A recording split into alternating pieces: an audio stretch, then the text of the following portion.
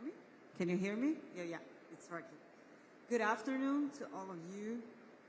Lucy, Marcelli, parties, authorities, observers here present. It's an honor to be here representing the COP30 presidency in this very important mandated event.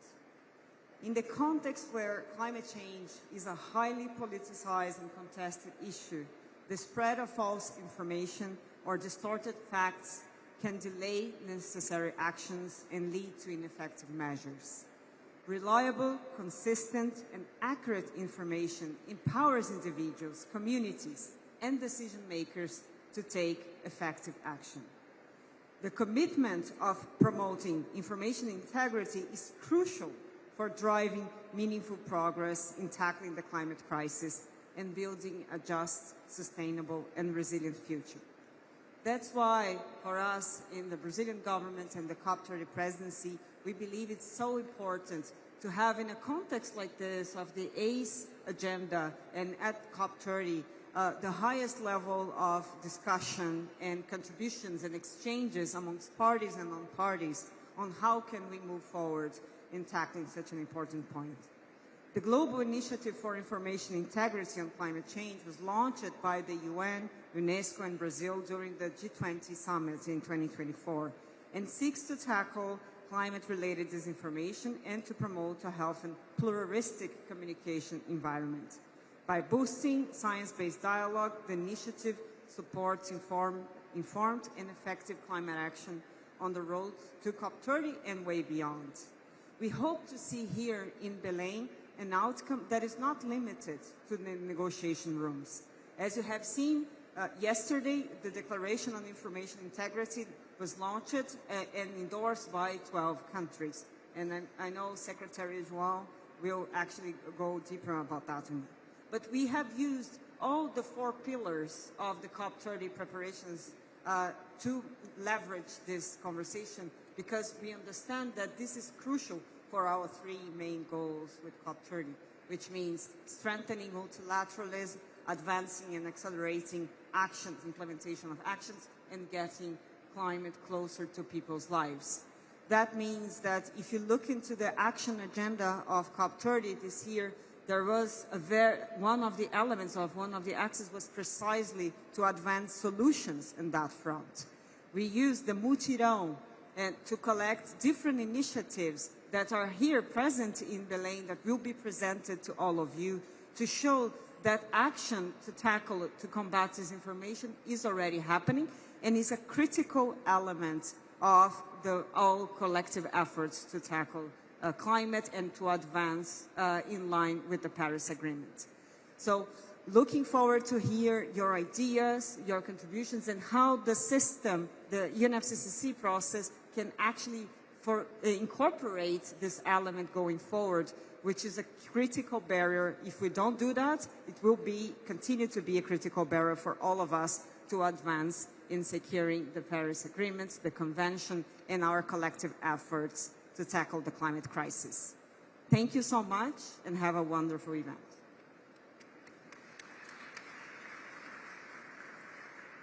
Thank you so much, Alice, for really setting the scene wonderfully there and calling out the need to highlight solutions and work together. I would now like to introduce Danielle Violetti, and Danielle is the Programmes Coordinator at UN Climate Change. So warm round of applause for Danielle.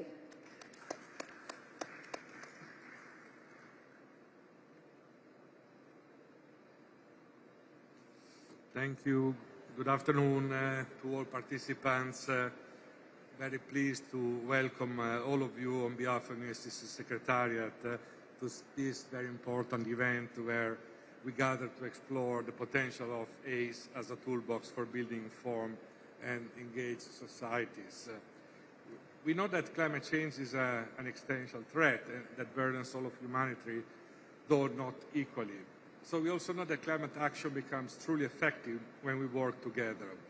Today's event marks another milestone in our collective journey to harness the power of dialogue, cooperation, and inclusion to shape a sustainable and equitable future for all.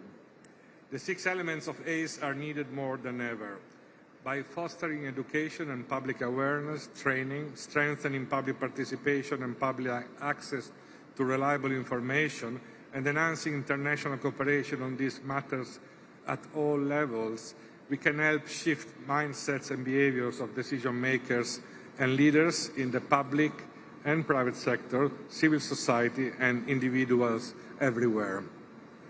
The theme of today's event is particularly timely and significant. Trust in scientific knowledge is essential for effective climate action. Yet it is being actively discredited by suppliers of climate myths and disinformation, actively seeking to undermine climate action itself and the progress made so far. Strengthening information integrity is therefore crucial to building resilient societies supported by an information ecosystem where citizens, communities and governments have the shared knowledge and practices needed to make informed decisions and take action. Last year, the United Nations, together with Brazil, UNESCO and other partners, launched the Global Initiative for Information Integrity on Climate Change. The UNFCCC is part of its steering committee. Grounded in the UN Global Principles for Information Integrity launched by the Secretary General in 2023, this initiative provides a framework for multi-stakeholder action to foster a healthier, more human information ecosystem.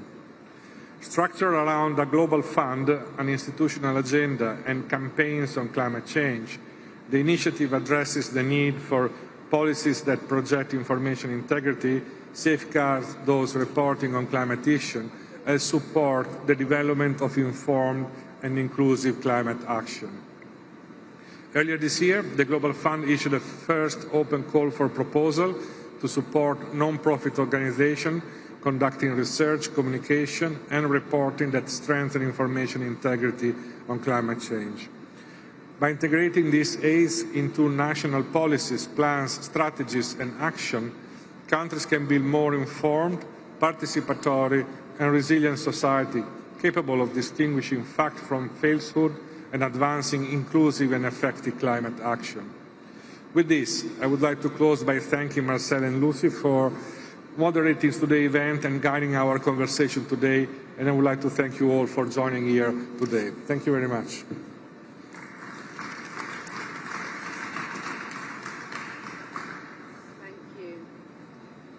Thank you, Daniele. What a wonderful way to set the scene with Alice. And we're delighted to say we have a special guest, an additional speaker to join us today. We are absolutely honoured to be joined by Ambassador Lukman Faili. And Ambassador Faili is the G77 and China Chair. And Ambassador Faili will share a few remarks from the floor. Great, thank you.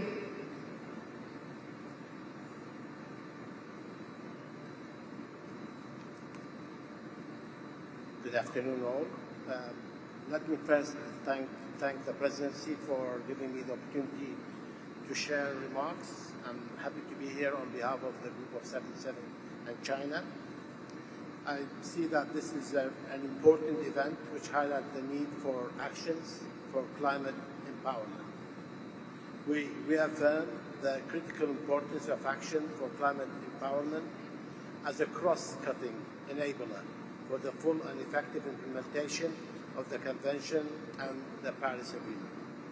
As parties consider the review of the 4th Annual Summary Report and the 10-year Glasgow Work Programme on AC and its short-term action plan, the group emphasises the need to strengthen implementation across all 6 ACE elements: education, training, public awareness, public participation, access to information, and finally, information cooperation. The group of 77 in China highlights their importance and the need for strengthening their implementation. Thank you, Chair, for allowing me this opportunity. Thank you.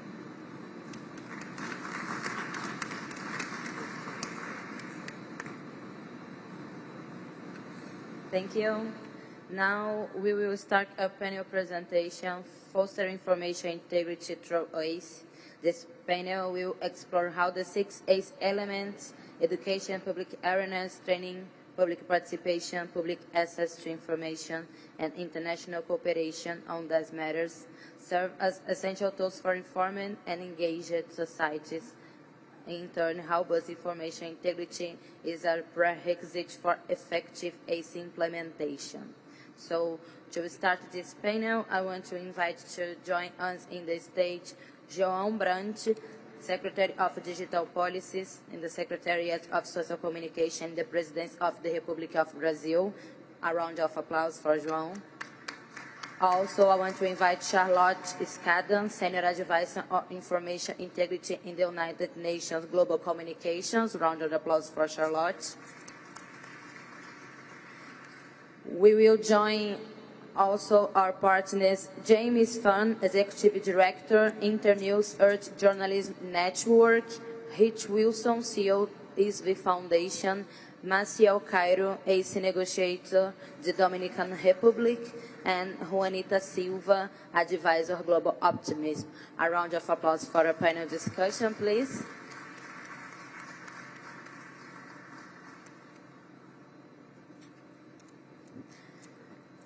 I am from Rio de Janeiro, and we have one rule there. We make the applause to the people come for the stage, and we didn't stop since everybody be in the place. So,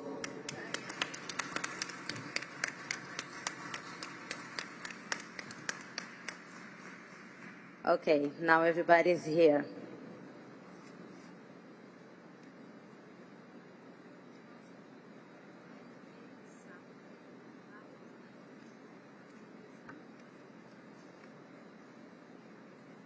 Thank you for coming. I will pass the floor first to João and Charlotte for their opening remarks.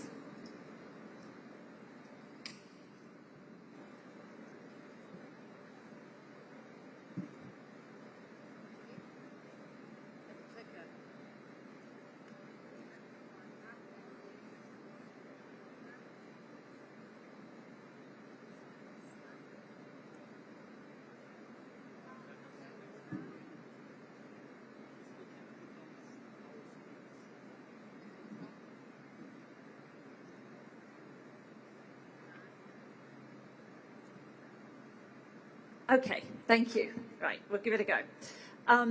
So maybe we could go to the first slide, please. I'm just going to begin by addressing what information integrity is. It's a relatively new concept that has really kind of gained traction in the past couple of years. And I want to explain why it matters at this really critical point in time. Information integrity is a growing global policy priority. The UN has been activated around this issue for at least the last couple of years, very intensely, recognizing it as fundamental to progress on climate action and also across all of the Sustainable Development Goals. We see now governments, civil society, educational institutions, the media and the private sector recognizing its importance. And for the first time, information integrity has been added on the action agenda here at COP30. As laid out in the UN Global Principles for Information Integrity, this concept refers to an information ecosystem in which reliable and accurate information is available to all, enabling people to engage meaningfully in public life, make informed decisions, and exercise their rights. Next slide. But this is not, unfortunately, our current reality. Instead, we face escalating risks, undermining our information environments. And this is degrading public access to evidence-based information. It is impacting decision-making, and it's really having a negative impact on societal trust and cohesion. Next slide. We at the UN see that we are at a critical juncture right now where two of humanity's most pressing challenges have become dangerously intertwined. And those two challenges are the erosion of our information integrity, the erosion of the integrity of our information ecosystem, and of course the climate crisis. And here is some of what we're facing. The spread of disinformation campaigns and hate speech. We see the harassment and targeting of experts, advocates, educators, scientists, and civil society members. We see the malicious use of digital media and AI technologies, and the monetizing of disinformation and hate.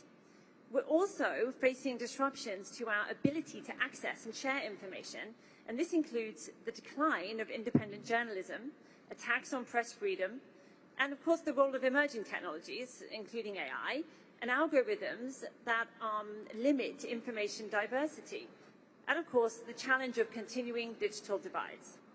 So next slide.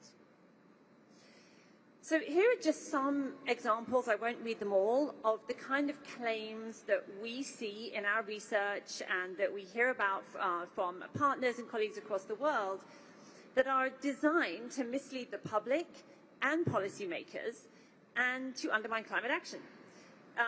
They include, claiming that climate change is overstated, that there's no scientific consensus, that it's a manufactured scare tactic used by elites, or even that elites are controlling the weather. And next, please. And we see this kind of content traveling at a very high volume across many spaces, online, but also offline. The winners, of course, are fossil fuel interests, political actors, and digital influencers monetizing outrage. And those who lose out are marginalized communities who face disproportionate harm and are targeted with this kind of disinformation. And ultimately, people are not empowered to engage with climate action and climate solutions. So this huge, enormous challenge that we face is precisely why, as you just heard, we launched the Global Initiative for Information Integrity on Climate Change a year ago. And I'll now turn it over to João, who's going to speak about that initiative. Thank you. Thank you, Charlotte. Yes, I think it's important now to connect the information integrity debate with the ACE debates. Of course, we're talking about a cross-cutting issue that goes and helps and underpins the action on education, public awareness, training, public participation, public access to information, and international cooperation. But we would like to highlight the direct connection with public awareness and public access to information, especially when we discuss about the obstacles to realize and to undertake the actions on that. So I think bringing information integrity to the table at this moment means not only talking about the positive actions that member states can do and move forward, but also how to deal with the obstacles and the externalities of these obstacles to the ACE agenda and to the Glasgow program. So we're meaning, as Charlotte is saying, that information integrity is built on societal trust and resilience, healthy incentives, public empowerment, independent, free and pluralistic media, and transparency and research. Next, please. So this global initiative was launched at the end of our presidency at G20, as was mentioned before, and it's joined by Belgium, Chile, Denmark, Spain, Finland, France, Morocco, United Kingdom, Sweden, Uruguay, and research networks and NGOs, such as the Forum on Information and Democracy, the International Panel on Information Environment, and Climate Action Against Disinformation. So here is a bunch of actions that already happened in the last year, but I would highlight the declaration launched yesterday that brings the idea of commits the 12 countries that have signed, but also calls for donors, for private sector, for governments to work upon this agenda. Next, please.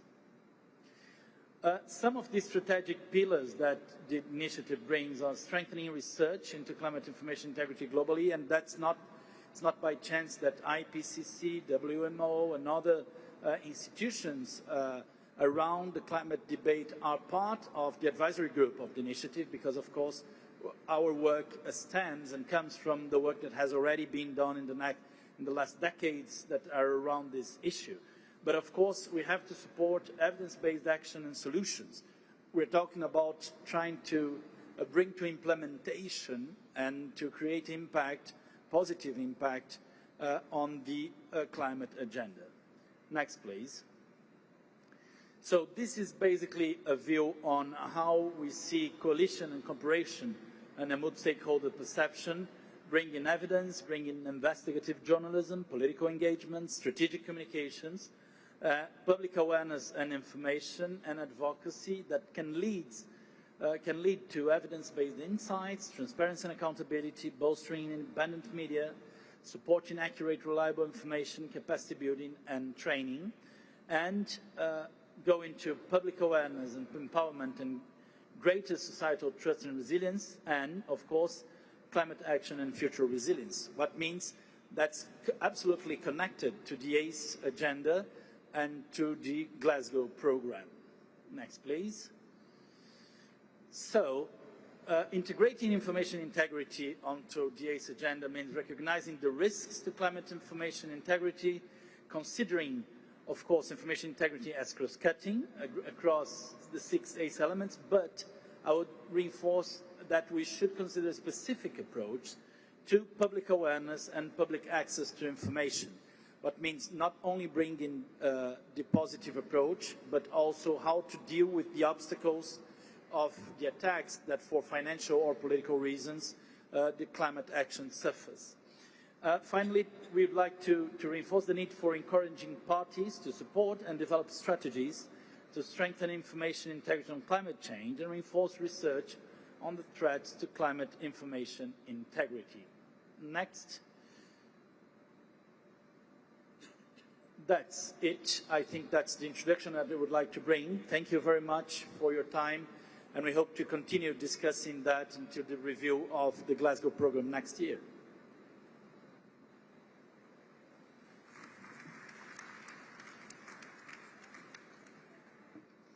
Thank you, João and Charlotte.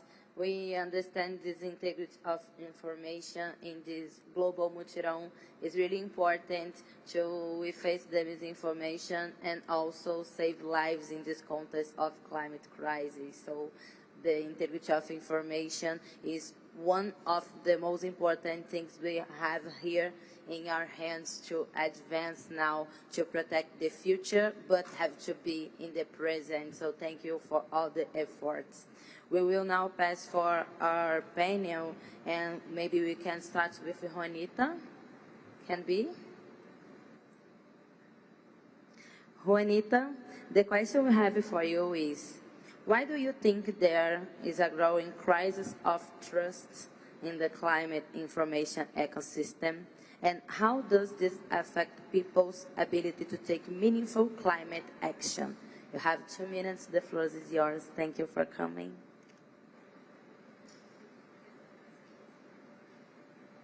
Hi, everyone. First of all, thank you so much for having me here. It was clearly not the optimal day to lose my voice, so sorry, I'm going to do my best.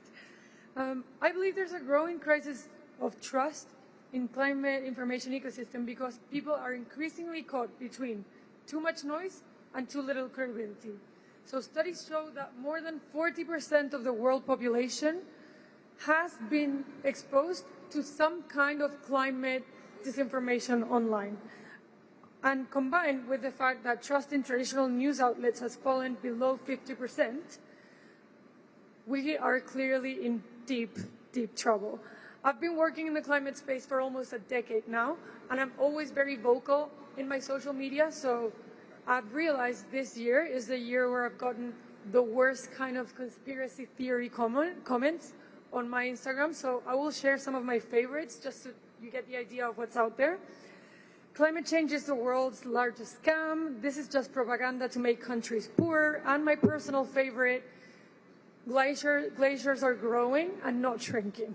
So that's the kind of things we see on social media every day. Why is this? Over the past decade, climate science has moved from scientific circles to social media feeds. And in social media feeds, the algorithm rewards outrage, simplicity, and emotional reaction so much more than it rewards actual accuracy. This has created a fragmented landscape in which misinformation and politicization thrive. When climate narratives are co-opted by partisan agendas, many people stop trusting who is saying something even before they understand what that person is actually saying. So the erosion of trust directly undermines people's ability to take meaningful decisions and meaningful climate action. When the public can distinguish between fact, spin, and manipulation, what follows is paralysis, because we don't know what to do, we don't know what is actually real. People feel that nothing is certain, institutions appear self-interested, and collective action becomes harder to mobilize. So rebuilding trust means recentering communication on transparency, local relevance, and moral honesty. Moving from these abstract data points that we see everywhere to stories that actually show tangible solutions, lived experiences, and shared common values. Stories that make people feel like they belong in the solutions and not that they're being constantly lectured by someone online. Only then, I believe that information can actually become empowerment instead of just noise. Perfect. Thank you, Juanita. I will move the floor for James. James, based on your work with journalists worldwide, is our collective challenge in this area related to access to or the lack of accurate and reliable climate information? What are you seeing on the ground? Can you tell for us, please? 2 minutes. Thank you. Thank you, Marcele. It's nice to be here. For those not familiar, the Earth Journalism Network, we are a global community of over 34,000 journalists around the world dedicated to improving coverage of climate change in the environment. Last year, we carried out a survey of over 800 climate journalists, the largest such survey ever carried out as far as we know, to try and determine what is happening on the ground. First of all, the good news. 77% of journalists say that climate coverage has increased over time, and 82% of journalists say that their climate stories have more prominence now than 10 years ago. 72% of journalists say they are able to cover both problems and solutions. This is really important, to cover solutions to give people a feeling of hope as well as understanding the challenges of climate change. And we have documented so many impacts on public policies, on regulations, on debate as a result of good climate journalism. We've seen how low carbon development has been, policies have been boosted in places like India and Vietnam. In India and Fiji, we documented how villagers that were threatened by sea level rise were resettled as a result of good coverage. In Uganda and Vietnam, we documented how sand mining was causing erosion, and that was also banned in several key areas. But now the bad news. Journalists say that even though climate coverage has improved, it does not match what is needed. I think that is obvious. 35% of journalists say they have been threatened for their climate coverage, threatened financially, physically, legally, and a similar number, over a third of journalists, say that they have to practice self-censorship. They have to restrict what they report because of these threats. 62% of journalists, a majority, still feel pressured to include sources who are skeptical of climate change. This is a phenomenon we call false balance, and it's improved over time. A lot of countries now you don't see that so much, but in many places it's still a problem. And of course, most of all, journalists say they're seeing a massive rise in mis and disinformation. 93% say the overwhelming source of this mis and disinformation is social media. But there are things we can do to help address that, and I hope to talk more about that in the future, but I'll stop there for now. Thank you. Thank you, James. Can we make a round of claps for our speakers, please? I will move the floor for Rich. Rich, How is the public debate currently representing the desire of a vast majority of people in terms of their support of ambitious climate action? And also share with us the global citizen experience, because it's important for this global material we are making. So the floor is yours, 2 minutes. Thank you. Thanks so much, Marceli. Look, I mean, I think we all know, don't we, that we are in uncharted territory, right? I mean, we all know the stat of 89% of people who want ambitious climate action. When I started my career, I was working as a climate advisor in the UK government in the year 2000. And in those days, the level of support for climate action was often going between like 45% and 52%. In the UK, it's recently dropped from about 72% to 66%. That's called a decisive majority. And whether it's in Brazil, it's 68%. In the US, in the US, it's currently 66% of people support more ambitious climate action. I mean, these are what you call decisive majorities of support. However, the politics doesn't reflect that, and this is clearly an enormous problem. And I think a lot of what we've heard about already from the collapse of journalism and fake news, etc., is really kind of feeding into that situation. But one of the areas of hope, I think, is that there's also 89% of the population want to see stronger misinformation laws. And we have this very interesting situation, which for me is the first time in my career, whereby politicians who historically more or less wanted to follow public debate because they thought that's where the votes lied, there seems to be a political illiteracy emerging into the system, and that's why it's vital we think about these things in terms of these kind of ecosystems. Now, the reason we're here at COP30 is supporting this Global Citizens Assembly that Marcelo has been a great supporter, as well as the Brazilian government. And part of the reason that's so important as a kind of legacy of COP30 is we know that this vast movement of public participation processes are brilliant at dealing with the issue of misinformation, because the real challenge comes into place when you go from the top level, I want to see climate action, but actually in my community. Now, what's going to happen on the ground? And people have concerns about new infrastructure, but this isn't a climate concern. This is just a development concern, whether people are going to have a new Amazon warehouse next to their house, a new road. So fundamentally, what we need to have in place is new governance infrastructure, a global mutual, to be able to support the conversations of how we move to implementation. And that's why I'm working with ACE and Marcelia and others across the COP30 team. It's so heartening to see people recognizing that we have to shift towards implementation, but to do so, we need new governance infrastructure, which is really anchored in communities to do that. Thank you, Rich. We are understanding the challenge, so I will move the floor to Lucy to make the last question in your panel. Lucy, please. Thank you. Oh, yeah. Thank you. Thank you, Marceli, and thank you. And a round of applause again for the speakers so far. That's great. Our final question in this challenges section is for Maciel Caro. And Maciel is an ACE negotiator, Dominican Republic. Welcome. Thank you so much for coming. My question for you is, in terms of challenges, what challenges do countries face at the national level in creating the conditions to enable informed and empowered public engagement in climate policy and action? 2 minutes, please.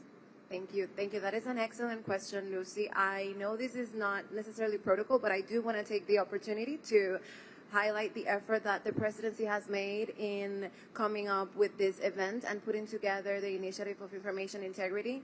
Coming from a developing country, it is for us highly essential that we are able to access information that is not only science-based, but that also has data that the public is able to access. Some of the main ideas that come to mind when thinking about the challenges is, and seeing the broad range of speakers that we have today, I would like to start from the current date to the past. So right now we have a lot of different ways in which the public will use the information and different platforms that people use the information. So when you have a developing country that has part of the country that doesn't have access to internet, and doesn't use social media in the same way that other countries are able to access the social media platforms, or that we have frequent power outages. So you can't really rely on the most modern ways that people access to information. We have to heavily rely on the traditional ways that people access the information, such as printed press and sometimes the radio. One of the most ironic things that we found in 2022, when we had a climate change perception, knowledge, and practice survey, was that a large part of the population didn't rely on the government information. However, they relied more in the priest from the church based on the information that they could provide on climate rather than in the government itself. So the institutional arrangements need to be strong, need to be collaborative, and need to be inclusive to tackle that challenge. Secondly, the budgetary constraints that often institutions have in order for them to shape, design, and implement effective communication strategies that address climate change is a very big challenge.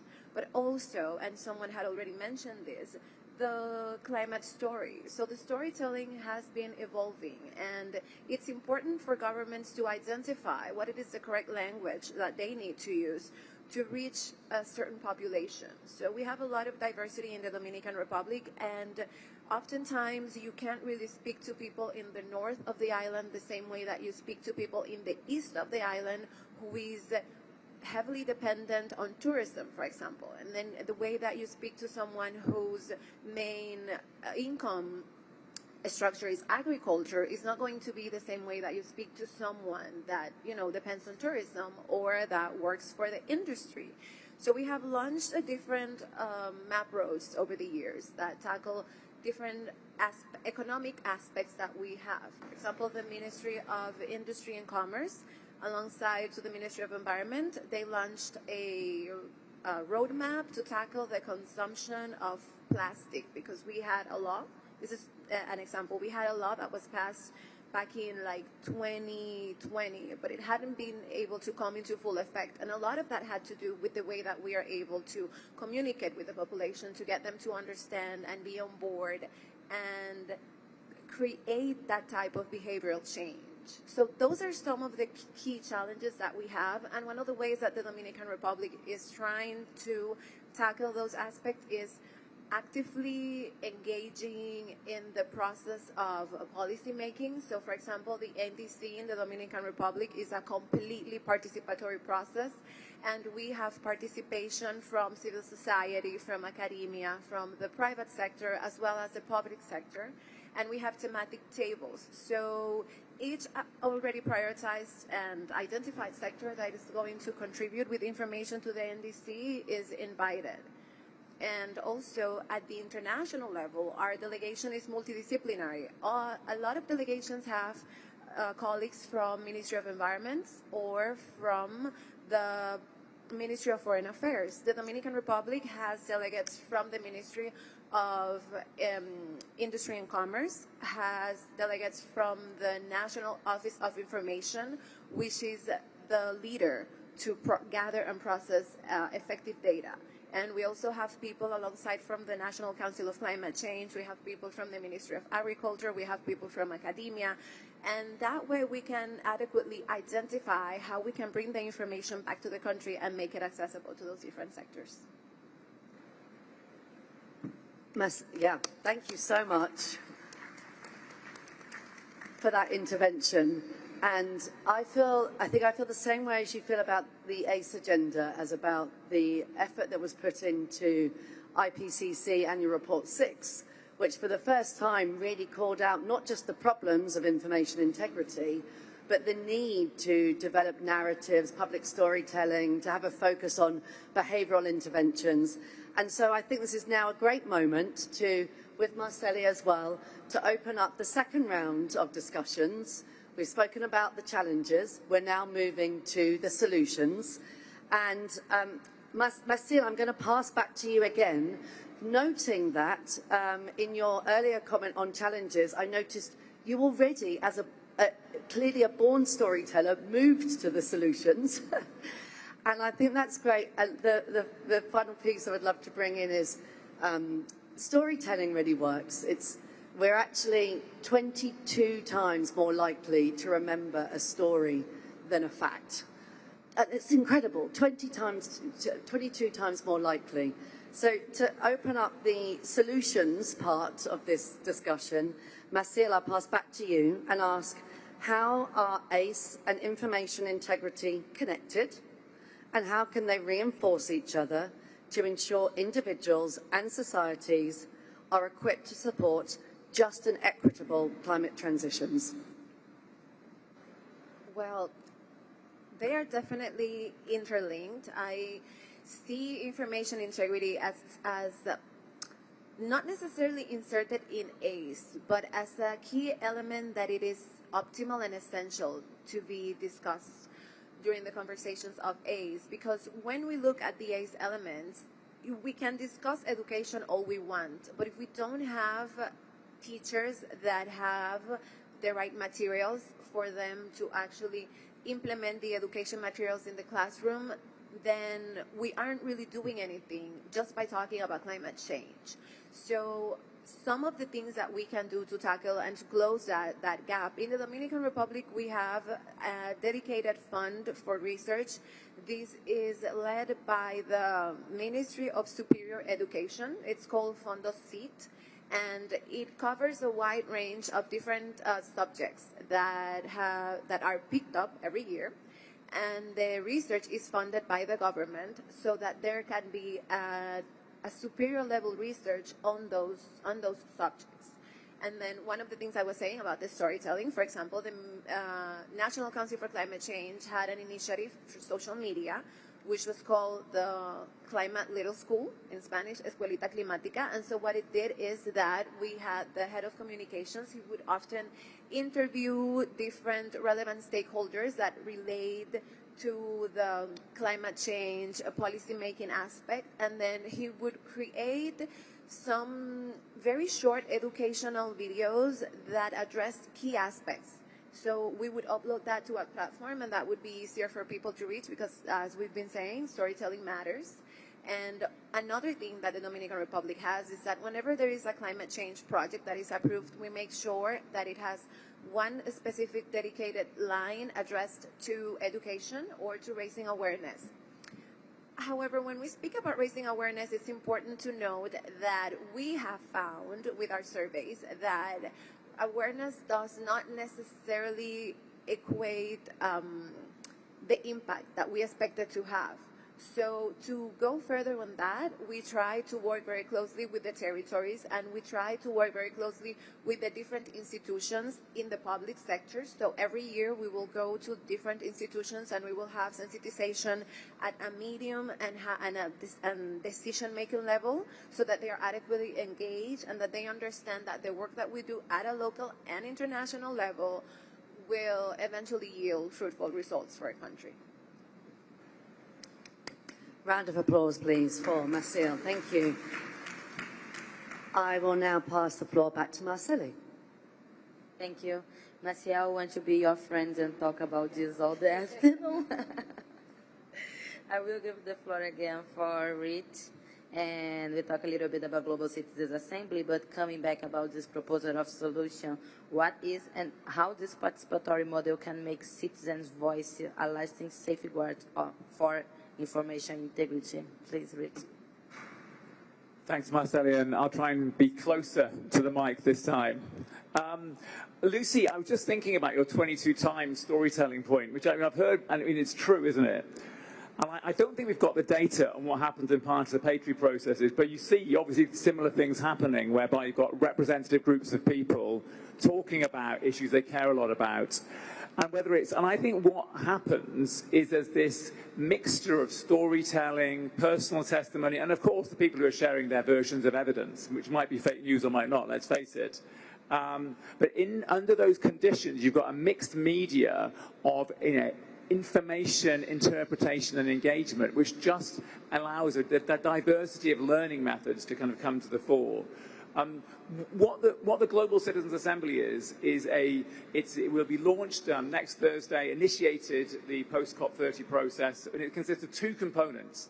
A civic assembly, which is demographically representative of the global population, and it will be running in the first half of 2026, looking at the issue of kind of food systems. With the sortition has already happened, which has dropped 100 dots around the world, and at each location, a community-based organisation is identified to ensure you've got a sample which is an accurate reflection of the global population. But the big power, where we get the real power, is the community assemblies.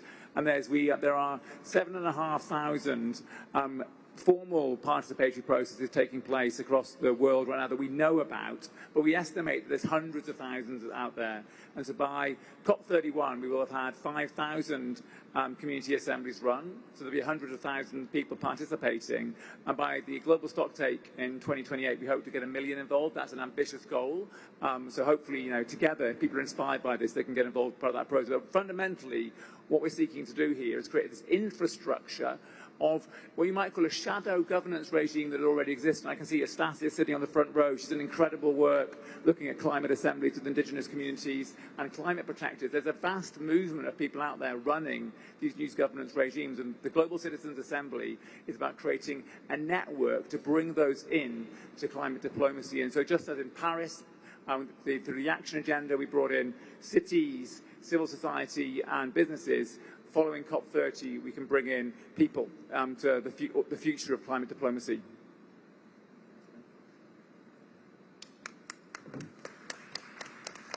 Thank you, Rich. I will move for Juanita. How can climate education and literacy give people the tools to recognize disinformation and to strengthen resilience to misinformation? And like a young person, the climate education for us is really important. So the integrity information and climate education are really close or not? I think yes, but the floor is yours, please. Thank you so much for this question. And it hits really close to home. I'm from Chile, and we have presidential elections this weekend. And we have seen how my country is following the footsteps of other countries where misinformation has been used to manipulate elections. I want to talk about the solutions because we've seen in Chile that some candidates have been using these tactics, bots, fake news, etc., to get ahead in the presidential race. And what I have found personally to be a very, very useful solution are fact checkers. So if anyone is a fact checker here and is taking that really, really important job, I thank you very deeply. But I want to talk about other solutions, and I want to push back on what was said a little bit before, because climate education and literacy can be one of the most powerful tools we have to counter disinformation. Yes, I agree, and the UN and this presidency has been doing an amazing job on that, but I think this is only if we expand what we mean by education. So for too long, I believe that climate has been focused on the science itself, so emissions, temperature rise, impacts, measurement, which is, of course, don't get me wrong, absolutely fundamental and important, but it's not enough. It's not enough if we're not teaching how to navigate the information ecosystem itself, the information ecosystem around all this data. Studies show that communities with stronger climate literacy are up to 30% more resilient to conspiracy theories, and that's because education doesn't just transfer facts, it builds cognitive resilience. One particular effective approach is what psychologists call the inoculation theory. So just like we do with vaccines, where we're exposed to a weakened version of a virus, the inoculation theory exposes us to a weakened piece of misinformation and then explains us why it is misleading, so we can then go out in the world, and when we encounter these kinds of headlines or misleading news, etc., we're able to identify and reject them. This means that climate literacy shouldn't only be about emissions targets, policy agreements, which, again, don't get me wrong, is absolutely the priority here. But it should also be about how we teach information, how information is shared, how it spreads, who benefits from distortion, and how emotions are used to manipulate it. When people understand both the science and the storytelling behind climate, they can stay open-minded without being naive. So I 100% agree on the importance of storytelling. But ultimately, climate literacy is civic literacy. It gives citizens the tools to think critically, to question without falling into cynicism, and to rebuild trust through understanding. In that sense, every newsroom, every campaign, every organization here has a role to play in strengthening our collective immunity to misinformation. So I think those are the solutions, and that's where our efforts should be focused on this agenda. Thank you, Anita. I will move the floor to James, and understanding we are in one copy with culture included in the agenda, we understand the communication is really important for all us to mobilize and to engage in. So what kinds of support or partnerships from philanthropy, government, private sector, everyone in this spirit of mutirão are most needed right now to sustain independent, fact-based and engaging climate communication? Also, how can journalists and social media creators work together with governments, can raise public awareness effectively? The floor is yours. Thank you. Thank you, Marceli. So what can we do to improve the situation on the ground? Well, talking about partnerships, a great example is the Climate Change Media Partnership, which is a collaboration between Internews' Earth Journalism Network and the Stanley Center for Peace and Security. This CCMP has been bringing journalists from the Global South to the climate COPs for the last 18 years.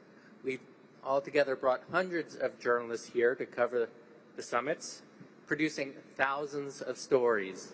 And as Lucy said, that's really what it's about. It's telling stories. And these journalists do a wonderful job at it. That is their profession. There are certainly many other good partnerships out there. There's you may be familiar with the Climate Action Against Disinformation Network, a group of 120 organizations working for climate information integrity. What are the kinds of things we can do at the Earth Journalism Network? We provide training workshops, we provide grants for story, we support local media, we do a lot of investigative reporting. We've produce special reports on greenwashing and how companies tout climate benefits that aren't really there. We just recently came out with a special report on how the building out of AI data centers and cryptocurrency mining operations are causing huge climate and environmental impacts. And there's so much more, but let me just make 3 key points here. First of all, we really need to support local media, okay? This is the media that is hurting the most. There are a lot of very strong multinational media out there that are doing well and doing great reporting. But it's really at the local level where the media is hurting, where the traditional business model has collapsed, and where we're seeing news deserts, and that's especially true about climate change. And it's the local media that we found that creates the most impacts because they tell the stories in local languages and they know the situation on the ground. The second point, this requires investment. We are used to thinking that the media can support itself, but in many places that is just no longer the case. Again, the traditional business models collapsed. And when it comes to, especially when it comes to climate change and the environment, we're just not seeing enough stories out there. So we don't just need private investment. Frankly, we need the public sector to support climate communications and media. And we need philanthropy to step in if we want the kind of climate coverage that this world needs. And finally, we need to work more with social media content creators, so-called influencers. That's where a lot of audiences are going to, and they can be really important communicators about the climate crisis. What we're doing at the Earth Journalism Network is bringing together traditional journalists with social media content creators so they can learn from each other. Influencers can learn how to access good information and explain it accurately. Journalists can learn how to tell their stories in a more compelling way using short-form video. and social media platforms to get climate information out. We call this program Earth Shorts, and we think it's a great model to help counter climate disinformation and boost climate information integrity. Thank you.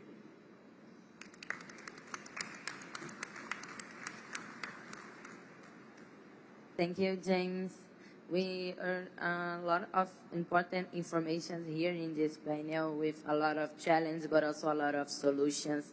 And this is also something important to highlight in this COP30 inside Amazonia, when we are here for the best climate decisions. So look for the solutions coming from the ground is really important to us, and integrity of information is one solution coming also from the ground. So I want to move back for João Brand and Charlotte to provide some final remarks to us in this panel. Thank you. Thank you, Marcel. It's been great to hear from all of you, Richard, Marcial, Juanita, James. I think we're quite not only aligned in the way we see, but also the way we think we should move forward.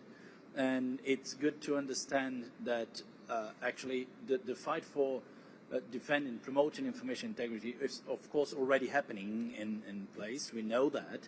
It's been decades of work of climate activists and organizations on that, but we can bring that to attention of negotiators and of other players involved in terms of the need to deal not only with the natural or positive obligations that come from the ACE program, but also to deal with the obstacles that other players are doing to these to become reality on the ground. So I'm glad to see that and to see how close we are in terms of what has to be in the diagnosis, but also in what has to be done. Thank you very much for the opportunity.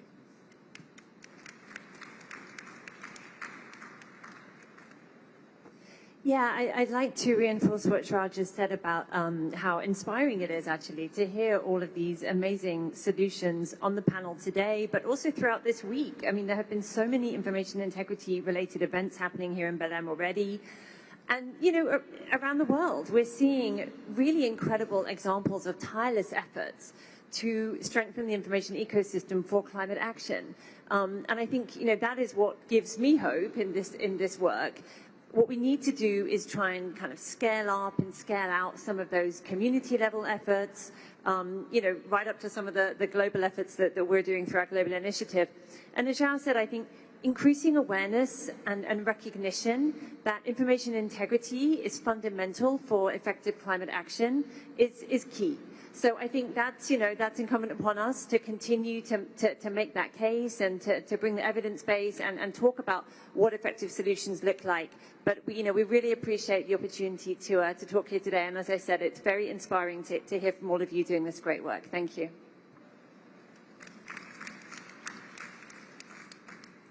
Thank you, Charlotte. We are finalizing this panel, but I just want to highlight inside my journey to be Presidency of Climate Champion. And when I was just climate activist in Realengo, my neighborhood, one of the first things I started to learn and study about was about the ACE Hub program and efforts about communication and climate education and how this is important for the youth around the world. So it's my absolutely honor to be here with you in this moderation. We are finalizing this panel, so thank you, and a round of claps again for all our panelists, please.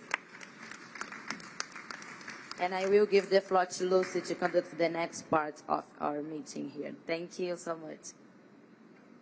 Thank you, Marcele. It's been such a delight to co-moderate with you. Panelists, thank you. Yes, you may exit the panel now. Thank you. There's always that moment of, do I go? Yes, now is the time. Marcele, I think you're also going to be leaving us for an hour or so while we do the World Cafe, and we break you all into groups. But Marcele, we hope you'll be able to join us back for some closing remarks for the final piece. So thank you, Marcele. I hope so. Yeah, thank you, Marcele. Thank you, everyone. Oh, thank you so much. Such delight. All right. So I feel we have lifted the energy. As Marcele said, we were at the post-lunch panel, and the wonderful panelists and my co-moderator, Marcele, have really lifted up all the energy. And now we're going to keep it going with some breaking out into groups. And we're going to have an opportunity for everyone to share their own experiences. And collectively, we're going to explore this ACE toolbox, the Action for Climate Empowerment toolbox. We've heard so many wonderful stories and interventions about how it's applied in various formats, countries, regions, on different issues. We're going to be looking at climate planning, policies, measures, and how that can strengthen information integrity, foster public engagement, and accelerate effective and inclusive climate action. Now, how we're going to do that is with a World Cafe format. And what you can see on the screen now are the 4 topics that we will explore in the World Cafe format. And we have 4 stations. Now, Laura, remind me, is it 1, 2, 3, and 4? Great, thank you so much.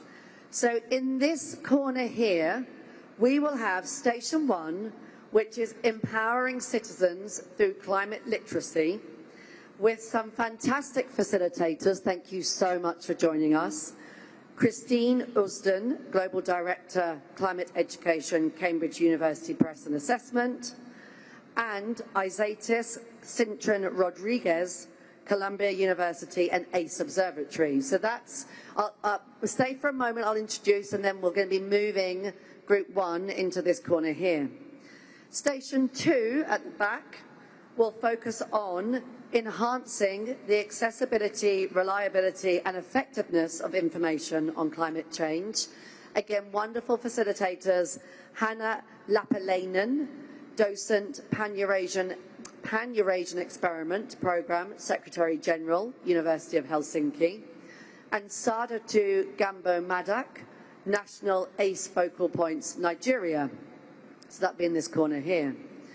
Station 3 over here will focus on mobilising children and youth for climate leadership.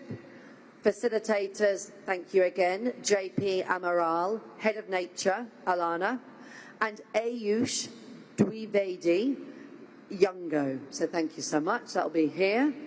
And lastly, in this corner at the back here, Station 4 will focus on pathways for effective ACE implementation. And our facilitators are Asif Nawaz Shah, Global Covenant of Mayors, and Azul Schwarzman, World Benchmarking Alliance.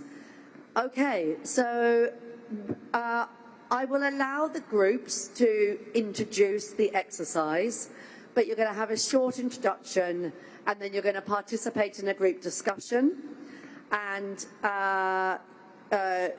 you'll then swap. Because as it's World Cafe, you get to do you get to do 2 rounds. So you can pick 2 of these 4 topics, and the stations will remain set, and you can move yourself between them. So if you find yourself at a station where there's, you know, a huge amount of people, you might want to move yourself around because you have an opportunity to do that station in a second round. So 1, 2, 3, and 4. I am sorry to say interpretation is not available during the group discussions. And those joining us online, there's a QR code on screen, and you may provide your input that way if you wish to. So I wish you all a wonderful discussion. You can stand up, have a little shake, big breathe, and move yourselves into your stations. And it might be slightly less than 30 minutes, but we will call you when it's time to move around. Thank you so much.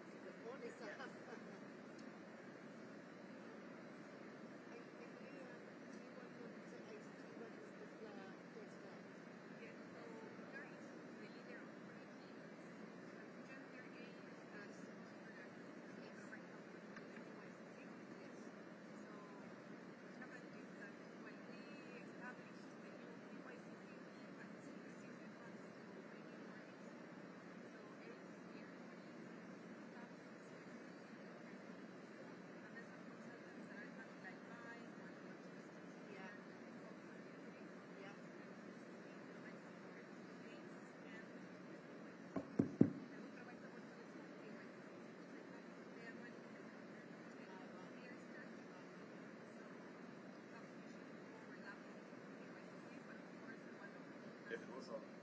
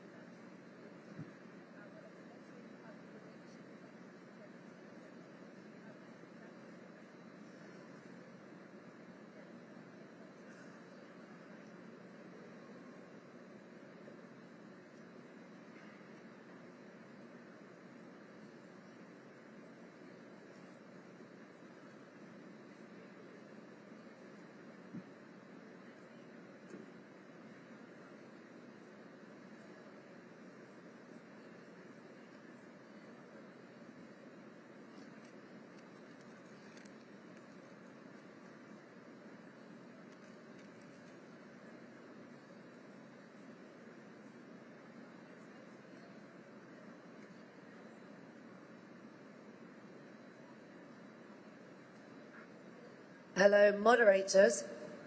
This is your 5-minute warning, but if you're thinking, hang on, we've only just got started, we could really do with a little bit more time, just raise your hand. Okay, so we could probably do another, okay, noted. We'll make the second round slightly shorter, so we'll go for about another almost 10 minutes now, and then we'll make the second round a little bit shorter. So I'll give you a call when it's time to start moving round. Thank you, keep going.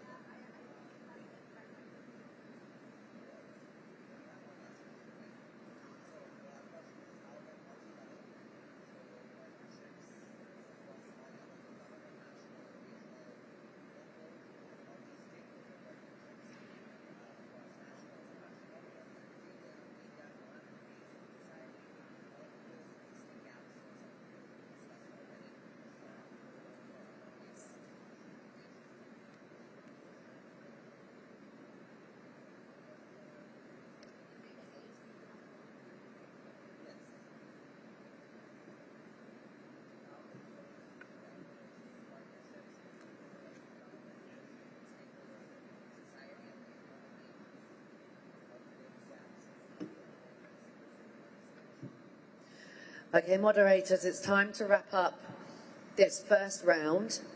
I know we could all spend hours more discussing, and obviously after the event we are also free to do so.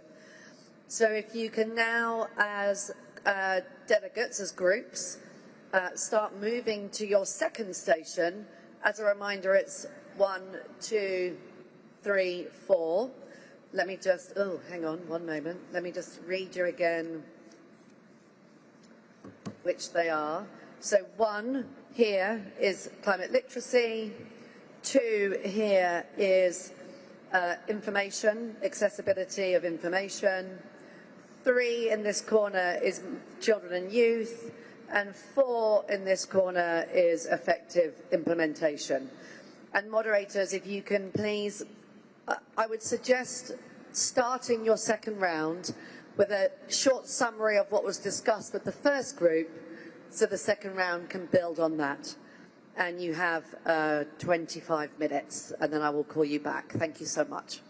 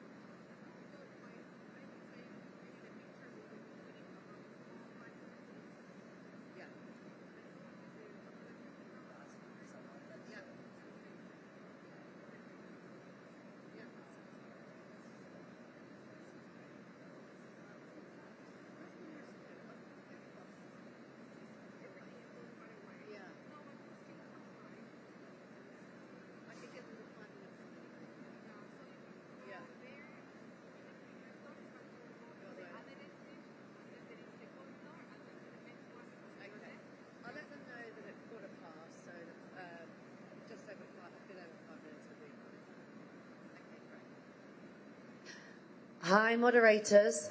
We have about another 7 minutes to go, and then we'll be reporting back.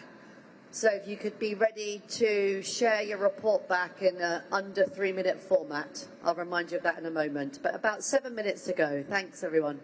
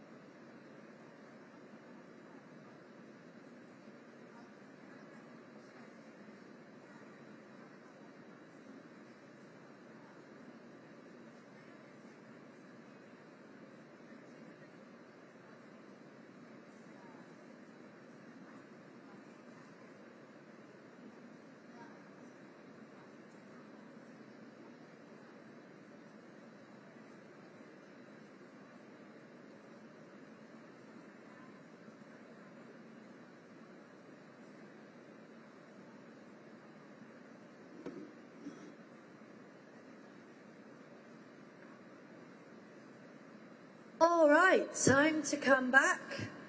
I can see that the conversations would love to keep going, and again, we can keep going after the session. Now, don't go anywhere as we're doing a report back, because we're going to do an ACE family photo. So please don't go anywhere as we're doing the report back from the groups, because it is tradition every year at the ACE event to do a photo here by our hashtag. So we'll be inviting everyone up to do the family photo. But if I now could invite our moderators from our different stations to report back. And if I could remind our moderators to keep the report back under 3 minutes. We're going to keep it quite snappy. And we have had note takers in each of the sessions, so everything that has been discussed will be entered into the record. So you can keep your feedback to very much the highlights. And if there's anything that you would, as a participant, like to make sure that gets shared, there's also the QR codes here on the screen, and you can use that to share general reflections, insights, opportunities for collaboration and action. Yeah. Yes, no problem. So we'll give you a few minutes now to retake your seats and for the moderators to prepare their feedback, about 3 to 5 minutes now. So just have a nice relax.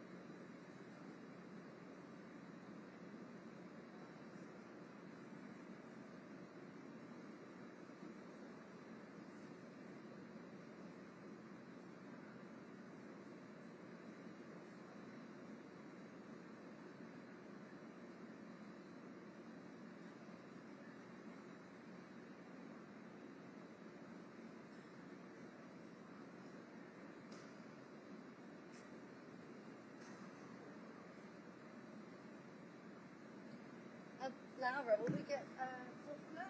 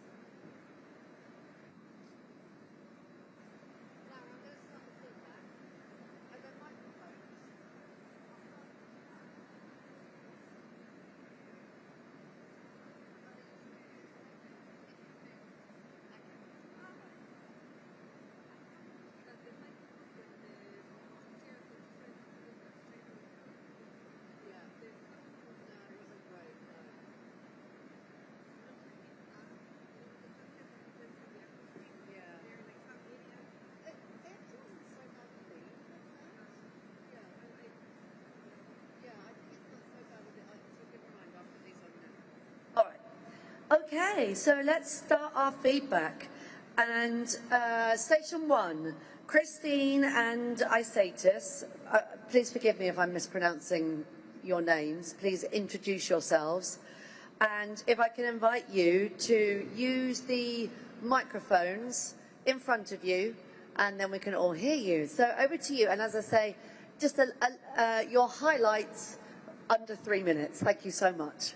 Thank you so much. Isatis here. We were talking about how to empower through climate literacy. And we were talking about what are the actors and what are the partnerships that are needed. And we saw, we kept mentioning actors, and we came to this point that was like everyone. So there's no single entry point to combat climate misinformation. And the reason for that is that we have different trusted messengers that will speak to different audiences in order for them to trust the information that is being given to them and create that resilience. We also saw that they're important to include critical thinking in the way, so it's not only about information itself, like information about climate itself, but how do we create like digital literacy so that people can understand when they're seeing fake news, on when they're giving misinformation. And also very important to recognize that there are diverse ways of knowing, and that goes into the trusted messengers, and to include traditional knowledge, environmental defenders, indigenous people in the way that we're like claiming experts. And we saw some examples. For example, we saw that Ghana has a group of trained journalists, and when they put out information, they are trusted. So that's like a trusted source. We also heard about shifting how we do education to place-based, because people have, like when you have a lived experience, it's harder to dismantle that and for them to say like, oh, like that's not real when you lived it. And finally, talking about what is transdisciplinarity and breaking silos within the educational system and bringing them all together. So I don't know if you want to add anything. Thank you, Isatis. Just two things to build on that. We talked about the importance of empowering teachers. Just in Brazil alone, there are 1.7 million teachers. Just think if we can really harness the effectiveness and the confidence of teachers to help us support climate action and empowerment. And the second point was around partnerships and really building diverse partnerships to train, to build capability, and to build courage to respond to mis and disinformation. Thank you. Oh, let's have not just a round of applause, but a woo, woo, woo for Group 1. It sounded like such a fantastic conversation. Yeah, high fives. And a brilliant feedback. You kept to the 3 minutes as well, so thank you, facilitators. Wonderful. Okay, now on to Station 2. We have Hannah and Sadatu. Again, please forgive me if I'm mispronouncing your names. Please reintroduce yourselves. And can we hear your under 3 minute summary of your groups, your station's discussions? All right, thank you so much. And I am Sadatu, so you produce the name perfectly well. And so our session actually look at enhancing the accessibility, reliability, and effectiveness of information on climate change. And we have a variety of audience ranging from media, research institute, government, block representative, digital sectors were all present there. And the discussion rallies around some guiding questions. And what we have is that to be able to have a reliable and accessible information, you need to make someone trust your information. Though it's difficult to fact check information, but you need to identify the narratives, and which is tailored to country circumstances. And the group also of the view that to start this strategy, you need to also kickstart that with the young people. You need to also be able to be coordinated and to honor the local community leadership. Also, reliable information should be produced by the government, and that is the information that is very key. And then we should be able to have the government funding the content producers. That way, we should be able to have accessible information and then reliable information as well. And then we should ensure accuracy in the translations, just to make sure we avoid misinformation. So the language is very key here, and then language is also very, very typical alongside with key examples. That way you'll be able to also reach out to the community themselves. Also the strategy, partnership, and libraries should be able to be localized. So that way there should be a kind of relationship between the government, the media, the activists, and that way information can be coordinated and can be reliably communicated. So I will give the floor to my colleague Anna to add up some few points. Just to add that we have in our group discussions several countries representing Global South, Global North, every continent, and just keeping in mind also the big context that the problems in Global South are very different from Global North, and in Global South there is no data access at all. And in Global North there is plenty of data, and the questions of disinformation are much more relevant. And also that putting in the context global change versus other global challenges than poverty, that's very important in the point of communication.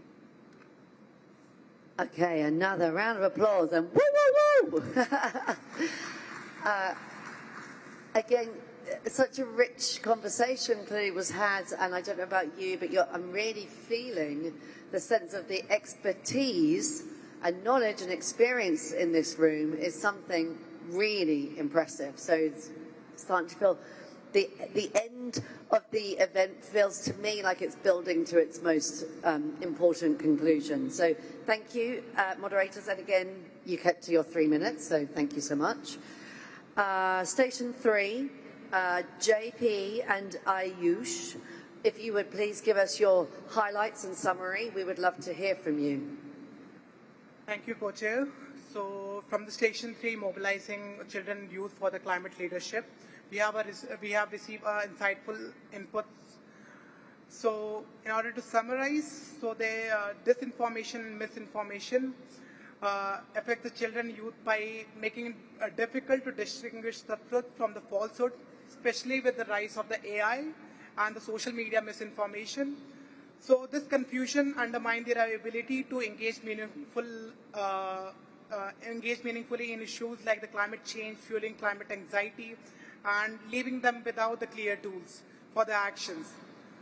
So by ensuring the information integrity with the accurate, accessible, and trustworthy information is therefore essential for the protecting young people's right to participate in the democratic and policy process.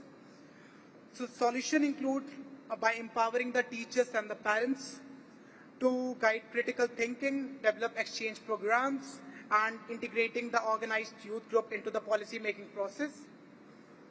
So regarding the climate leadership of children and youth, so children need education that builds future-oriented, community-based climate thinking and ensure there is a safe participation, which is very important as defender of nature. Youth and children must be given child-friendly access to the COPs and to other decision-making spaces with the participatory and the age-appropriate methodologies. So I'll hand over to the JP now. Thanks, Ayush. So we also discussed in regards to the role of the ACE toolbox to foster this climate leadership by children and youth. we talked about that this toolbox gives the baseline and vocabulary, for example, to start and to inform, to give access to information, but also educate. The role of training is one of the elements of the toolbox in regards to technical terms and how to really reach a broader content in this regard. Public awareness is a really relevant key for passing values and ethical issues, also bringing awareness to new people to come to the community of climate activists, for example. We talked about the role of education as growing abilities as well, and to enhance community engagement to find climate solutions. And finally, we talked about some good practices in intergenerational cooperation. I'll mention some of the examples that are really interesting that were mentioned here. We had from Peru the COP de las Infancias, the COP from children, which was a children role play COP negotiations through art and games. We saw the cards here and they were quite nice. From Indonesia, it was mentioned also the elders using singing and cultural traditions to transmit this indigenous ecological knowledge to children. From Australia, also hosting intergenerational learning spaces and dialogues with elders. And Yungo as well, creating an intergenerational advisory board, as well as the experience of the COI that for the first time had a really, really amazing children delegation there, and also the inclusion in the Global Youth Statement. So these practices illustrate how culture, creativity, education, collaboration can unite generations to strengthen the children and youth leadership towards climate change. Thank you. Wonderful. Round of applause and woo, woo, woo, for Group 3, Station 3. And it's really noticeable that there are some themes emerging across all of these stations, which is great to hear.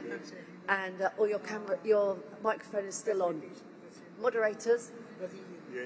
JP, your microphone is still on. Oh, sorry. Yeah, no, don't worry. Great to hear the similar themes and the wonderful examples that we're hearing in each station. So finally on to Station 4, and this is Asif and Azul. If you could give us your under 3-minute highlights of the conversation. Thank you. Thank you. My co-facilitator left me, so it'll be short, I promise. So here in Station 4, we were discussing challenges in building resilient, trustworthy climate information ecosystems that can support climate action. Then we were speaking about tools and resources that are needed to address those challenges. And then at the end, we were speaking about how multi-level and multi-stakeholder partnerships can help close the existing gaps for effective ACE implementation. So on the challenges, and I think this is where all of the groups dwelled a lot in, we identified first and foremost budget constraints, and this is especially relevant for small island developing states. Then also this growing distrust in government, which gives a rise to the fake news movement. There was a very clear highlight that both non-state actors and state actors are promoting disinformation. And then we found this like two sides of the coins depending on where in the world you were at, because some countries face information overload, meaning there's information coming from everywhere and it's not trustworthy and people don't have the tools to understand what's coming to them. But then in other settings, you don't have quality information or quality channels for information to be delivered. There was also some conversation about not just educating children and youth in climate, but also educating them on identifying trustworthy information and them understanding where the information is coming from. There was also some highlights about being up against the financial system that is advancing this information. So they are very resourced and they have, the economical means to do that. And then, yes, there was also a lot of conversation around translating climate information into the local context, so communities can get buy-in and really appropriate that information. And so onto tools and resources, there was a very interesting conversation about balancing climate science with trusted messengers, making context-specific information using art to address disinformation. There was also a lot of conversation about building legal frameworks to regulate, for example, tech companies and also the information ecosystem. There were a lot of colleagues from the Climate Action Against Disinformation Coalition, and they have a lot of resources available against disinformation on their website. There was also a mention to open source technology, and then for wrap-up, on the question of multi-level partnerships, there was a highlighting this need to democratize climate knowledge and ancestral knowledge as well. There was a very good point on how climate disinformation peaks during 3 moments, which are extreme weather events, policy events on climate and national elections, so there's a need to anticipate to that as well. And then there was a clear ask for a new institutional arrangement to counter on big tech influence, and then using multi-level partnerships as a way to deploy these informational tools and resources to the communities. Thank you. Thank you so much. Round of applause. Woo! In fact, that was a bit weak. Whoa, whoa, whoa, whoa, whoa, we'll say. I don't think I could possibly nod anymore in agreement with all of the feedback from the moderators. And again, it covered so much in those 2 stations. There is so much for the ACE team to work with here from the different groups. So I would love to give a very warm thank you to the moderators, but to everyone who has given their time and expertise to move the ACE agenda forward. Now we're going to wrap up, and I will go very briefly through some closing reflections, and also flag that I think on the next, on the next screen there is a QR code that you can, here, thank you. You can scan that if you want to give any feedback. There's a short survey there, so participants, all of you here online and at home or watching from around the world can give any feedback. What's really, really come through to me today is that the ACE toolbox it's really good. It really ticks off the different levers we need to activate in order to empower the public to tackle information integrity and to excite and inspire people around the climate story. So, and the interventions we've had from our panelists really showed how this comes to life in very different ways, from strengthening democracy to news journalism to social media to negotiating on ACE in country. A huge a flowering of initiatives that we can use to educate and inspire and actually bring in the public to help us on climate action. I don't think there's any one or single right way. We need all of these in our toolbox in order to reach the Paris Agreement. The expertise in the room is staggering. This has been one of the most inspiring for me events that I've been in. The feedback from the groups was so brilliant. So many different case studies that we can all learn from all the different negotiating countries. And my final thought is, you can really feel the love for the ACE agenda. So I would love to invite you, thanking all of the speakers and facilitators, thanking the ACE team who do so much with so little. Thank you so much for bringing us all together on this most important enabling topic. I really want to thank all of you for actively engaging and again bringing your expertise and case studies, the technicians, the interpreters and all the other support staff who we can't do this without you. So can we just have a last round of applause for everyone that put this event together. And now the highlight, if you want to come up here by our hashtags, we will have our annual family photo. We have our photographer here. Thank you so much. Woo! Starting to lose my voice a little bit too. Whoa, whoa, whoa.